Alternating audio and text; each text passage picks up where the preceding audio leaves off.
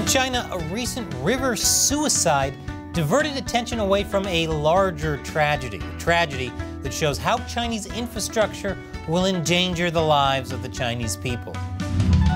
Welcome to China Uncensored, I'm Chris Chappell. China's infrastructure is falling apart at an alarming rate, affecting everything from buildings, to bridges, to shopping malls. Wow, what was that person wearing? Lead shoes?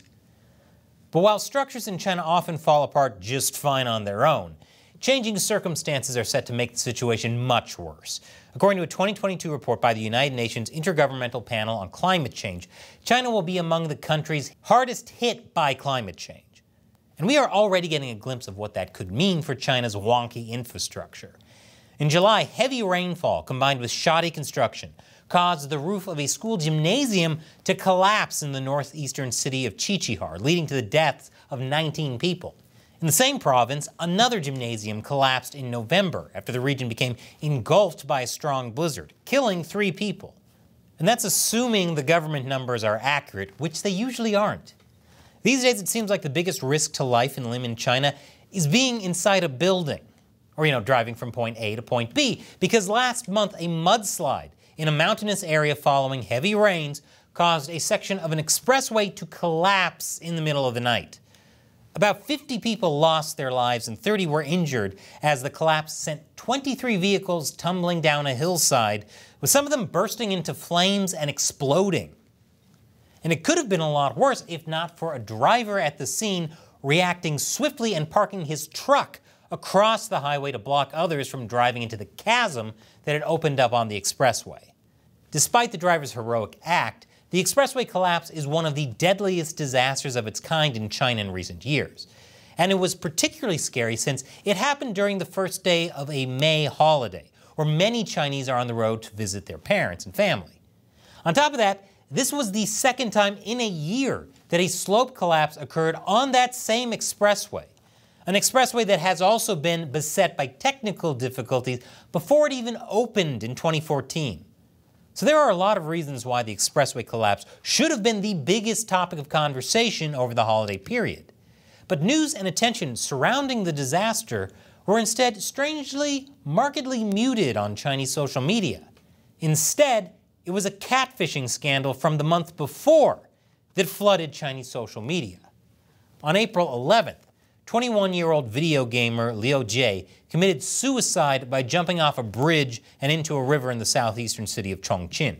His suicide reportedly occurred after an online con artist that he thought he was in a relationship with broke up with him after he transferred to her around the equivalent of $70,000. Liu Jie went by the online name Fat Cat, and his suicide, as well as the catfishing leading up to it, has come to be known as the Fat Cat Jumping into the River incident, which admittedly, without context, sounds way more adorable than what actually happened. His online avatar was an image of a cat saying, "I don't want to eat vegetables, I want to eat McDonald's." So people began to have orders of McDonald's delivered to the bridge he jumped from, and food began piling up. Which is dangerous since we know these Chinese bridges can't support any extra weight. At the same time, internet users began to dig into the identity of the woman that had catfished Liu Jie. She was found and subsequently shamed, with some bloggers presenting her behavior as an example of everything that is wrong with Chinese women today. The whole thing went viral online, and in the beginning of May, 13 out of 30 hot search topics on social media platform Weibo were about the Fat Cat tragedy. When it came to interest in the story, people were ba-da-ba-ba-ba, loving it. That was for you, Fat Cat. Even prominent nationalist and political commentator Hu Xijin commented on the case, stating that the sad story had made him tear up. While every suicide is a tragedy on its own, Liu Jie's death could have been an opportunity to discuss the rise of youth suicides, which has quadrupled in China over a decade. But somehow the focus stayed primarily on the case of Liu Jie, even after his funeral ended and pending issues with the girlfriend were resolved. That brought some social media users to wonder, is it over yet? Can we talk about something different now? Which is exactly how I feel about the Kardashians. I genuinely wish this reference weren't still relevant. But some Chinese netizens noticed something fishy going on.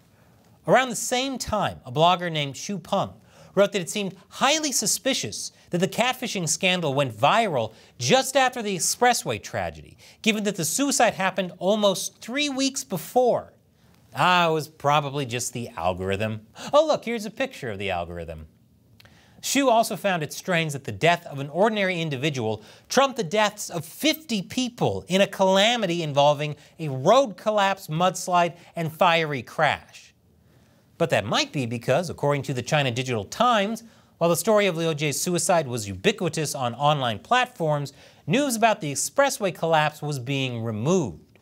Social media posts written by people affected by the collapse were taken down, along with questions they had raised about the tragedy regarding slow emergency response time, the cars bursting into flames, and the high death toll.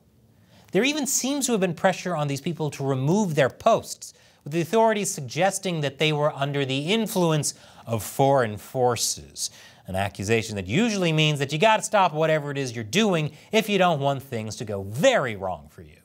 State-run media Xinhua also stopped referring to the collapse as an accident, instead using the term disaster, implying the tragedy was unavoidable and that no one bore ultimate responsibility. It was an act of God. God was the one who made that crappy expressway. Huh. No wonder China's officially atheist. Meanwhile, Chinese Vice Premier Zhang Guoqing was dispatched to the afflicted area, illustrating that the Chinese leadership had big concerns about a possible public backlash over the disaster. Now, this is far from the first time that Chinese authorities have used their control over the Chinese media landscape to control the narrative following an incident that garnered public attention. For example, in October of last year, the authorities sent out a directive instructing censors across media platforms to stay vigilant following the death of former Premier Li Keqiang. The concern was that too much public praise of Li's time in office would reflect badly on Chinese leader Xi Jinping. Pro tip, if you have to hide the good someone did to make yourself seem less terrible, then you're obviously doing terrific, no notes. The same goes for anti-Japanese sentiment. Although the Chinese authorities don't tolerate demonstrations against the Chinese leadership, when it comes to Japanese stuff, it's all right. As one cybersecurity specialist put it, the authorities censor stuff online that they see as a threat to their power. But the CCP is right to be concerned, because China's infrastructure failures are only going to get worse as time goes on, putting who knows how many Chinese lives at risk. And a public backlash might not be possible to contain next time, or the time after that, or the time after that, or the time after that. You get the idea. Bringing you stories like this would not be possible without the support from viewers like you on Patreon. Head over to patreon.com/China Uncensored. All it takes is as little as $1 a month. And as a thank you, I'll answer one of your questions on the show. Today's question comes from G Flow. Hi, Chris. There's actually a new developing story/conspiracy in the Philippines about someone who allegedly became the first Chinese person to become mayor. There was already a Senate hearing about her where they questioned her identity for falsifying her birth certificate, school records, etc. And she even looked very trained with how she's answering so calmly and professionally while dodging every question. Is this some kind of Salt-esque type of movie tactics by the CCP, where they have young kids infiltrate the country as spies, pose as citizens when they grow up, and then getting local government positions to eventually reaching the executive branch? That's a very excellent question, G-Flow. Actually, I've been getting a lot of messages to look into the story.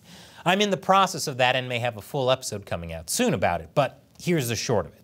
This is Alice Guo, elected mayor of the small Filipino town of Banban in 2022. According to the president of the Philippines, no one knows her. She's been unable to provide details of her early life and background during a recent Senate hearing, and there's a lot of suspicion she's a Chinese agent. If that's true, it would be a huge story.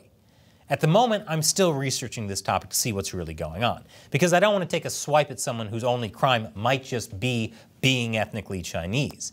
But it does look like there's a lot going on. So stay tuned. Thanks for your question and your support, G-Flow. Thank you for watching.